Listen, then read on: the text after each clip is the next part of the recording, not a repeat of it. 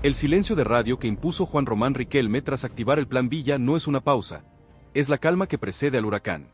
La cuarta versión de la noticia deja de lado la especulación moral para centrarse en la ingeniería del riesgo y la factura social que Boca está pagando por la ambición de un solo hombre. El spoiler más caliente es que Villa ya no es dueño de su destino, es un activo en manos de Riquelme, sometido al contrato de la espada de Damocles, un pacto legal que lo obliga a la excelencia y la disciplina absoluta bajo amenaza de ruina financiera y exilio total. El verdadero shock es la confirmación de la venta relámpago de Cristian Medina, una operación de ingeniería contable que convierte el patrimonio de Boca en el cheque que paga la redención de Villa.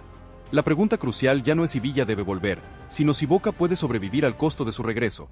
¿Puede la presión del contrato de Damocles domar a un jugador indomable, o la implosión del vestuario y el cisma social terminarán por devorar el legado de Riquelme antes de la ansiada séptima copa? Analizaremos la estrategia del debut controlado, el verdadero motivo de la purga de Saralegui y el pánico que siente el cuerpo técnico ante el inminente choque de egos con Cavani. Suscríbanse ya y opinen. ¿Villa es el rey o el paria en el ajedrez de Riquelme? El capítulo más oscuro del Plan Villa se cerró con la confirmación de la venta de Cristian Medina. El volante de seda de la cantera de Boca es oficialmente el sacrificio financiero que Riquelme necesitaba para cubrir el alto costo del regreso polémico. La cifra final superó los 22 millones de euros, un monto que se destinará casi en su totalidad a fondear el pacto de los bonos punitivos de Sebastián Villa. La operación fue un acto de desesperación disfrazado de genialidad contable. Riquelme vendió un activo seguro, un jugador sin tacha y con proyección europea, para comprar un activo de riesgo, un jugador polémico con capacidad de resolver títulos en el corto plazo. El mensaje para la cantera es terminal, su valor es meramente económico, y su futuro siempre será secundario ante la urgencia del primer equipo. Medina se fue con la promesa de volver, pero también con el resentimiento de ser la moneda de cambio para la redención de otro. La dirigencia no le ofreció una despedida pública, todo se manejó en el más absoluto silencio, buscando minimizar el costo social de esta traición a la propia filosofía del club. La venta de Medina es la prueba irrefutable de que el fin justifica los medios para Riquelme, y el fin es la séptima copa. El club sacrificó su futuro por un presente incendiario. El documento que rige el regreso de Villa no es un contrato de fútbol, es un manifiesto de control total que la dirigencia impuso al jugador. El pacto de los bonos punitivos, conocido internamente como el contrato de la espada de Damocles, tiene una estructura salvaje. Salario base mínimo garantizado. Villa recibirá un sueldo fijo que apenas supera el mínimo establecido para un titular de Boca. Esto rompe con la lógica de los grandes contratos que había firmado anteriormente. Bonos de ultra rendimiento. Los premios por goles, asistencias y rendimiento en instancias de Copa Libertadores son desorbitantes.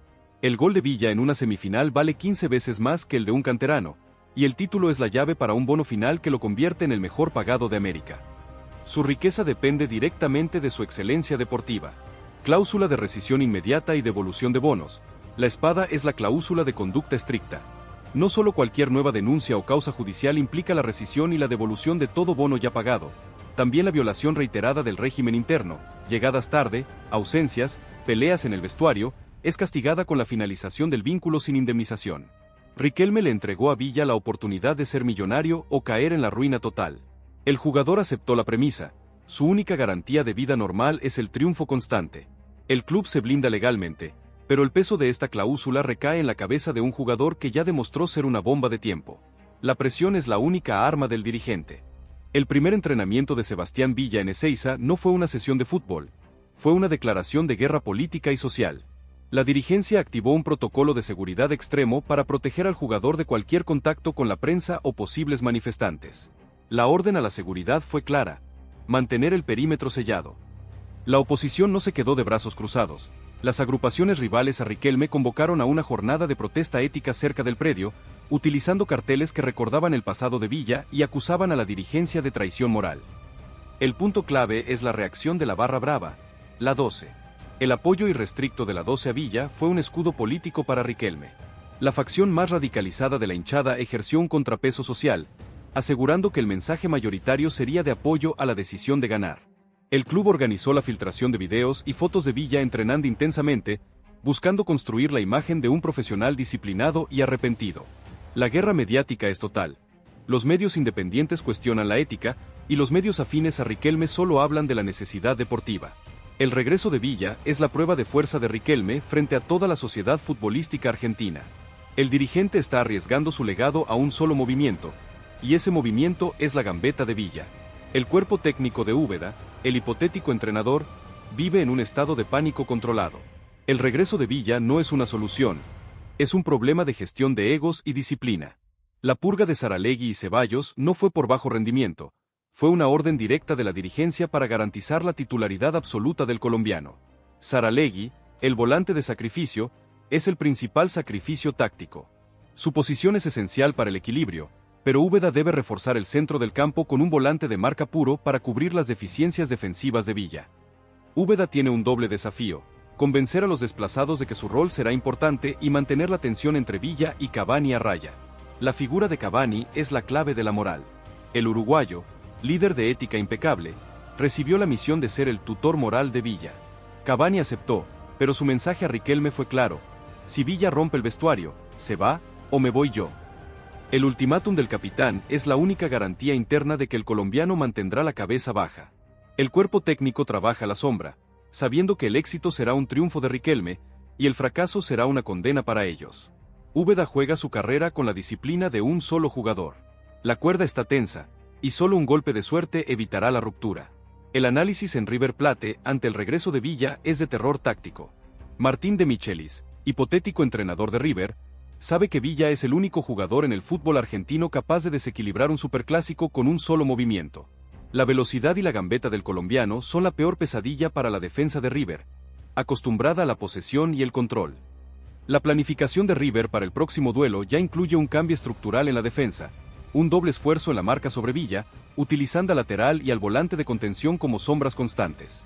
Esto obliga a De Michelis a sacrificar parte de su juego ofensivo para contener la amenaza. En el entorno de River se utiliza la doble moral de Boca como arma política y motivacional interna. Ellos traicionan sus valores, nosotros los mantenemos. La burla es pública, pero el miedo es real. La vuelta de Villa le ha inyectado una dosis de peligro extremo a la rivalidad, convirtiendo a Boca en un equipo más impredecible y más temido en el ataque. Riquelme logró condicionar el esquema del rival antes de que Villa debutara. La jugada es genial tácticamente, pero ruin socialmente. El fútbol argentino se paraliza ante la posibilidad de que Villa vuelva a ser el protagonista de la máxima rivalidad. El debut controlado de Sebastián Villa será una cirugía de precisión. Riquelme no puede permitirse un error en la presentación. El plan es utilizar un partido de liga de baja presión en la Bombonera como primer contacto. El objetivo: un debut con gol y apoyo total de la hinchada. La estrategia incluye la orquestación de la 12 para convertir el estadio en una fiesta, silenciando cualquier posible abucheo. Si Villa responde con talento, la narrativa de la redención se sellará. El cuerpo técnico lo reservará para la Copa Libertadores, donde su rendimiento multiplica sus bonos y su valor político. Villa juega por su vida financiera y su carrera. La presión lo obliga a la excelencia constante. El club ha hipotecado su futuro por él, y el dirigente ha puesto su leyenda en riesgo.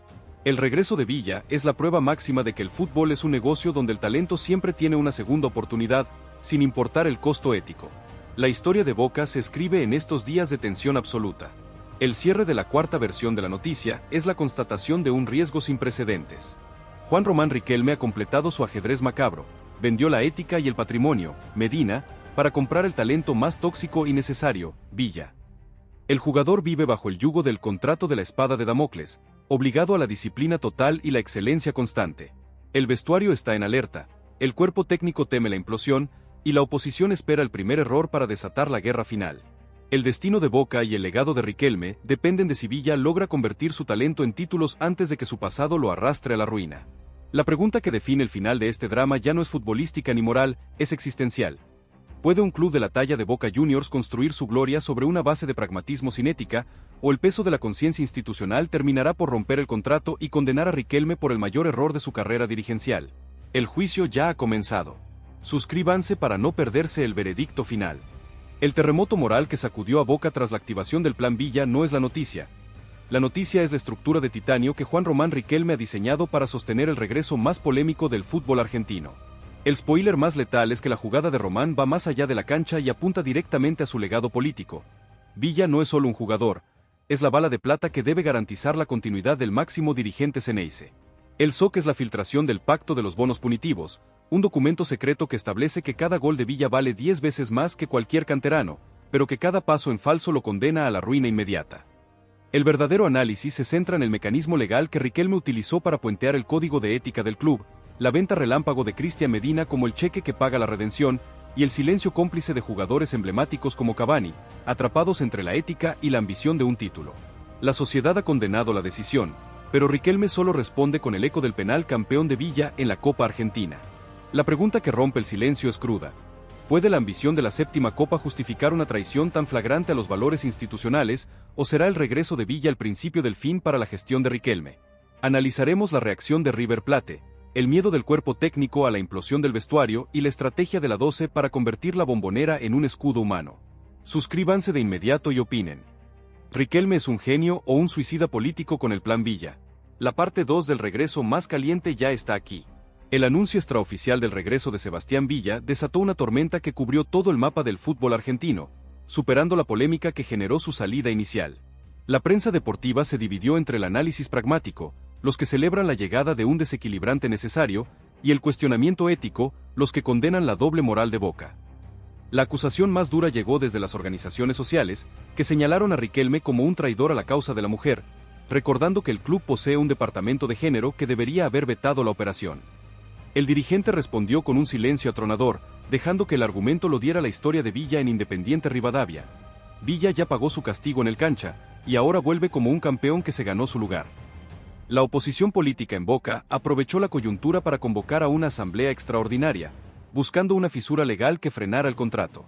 Acusaron a Riquelme de ejercer un despotismo deportivo, utilizando su figura de ídolo para pisotear los valores institucionales. La filtración de la venta inminente de Cristian Medina funcionó como un combustible adicional para la crítica. Román vende el futuro de Boca para pagar el capricho del presente, fue la consigna más repetida por los opositores. El clima es tóxico, y Riquelme se ha envuelto en una burbuja de pragmatismo puro, convencido de que un gol de Villa en la Copa Libertadores borrará todo el ruido político y social. La guerra por el alma de Boca ya no es futbolística, es una batalla ideológica que Riquelme parece dispuesto a ganar a cualquier precio. El mecanismo legal de la vuelta de Villa es una obra de ingeniería contractual diseñada para proteger a Boca y mantener el control absoluto sobre el jugador.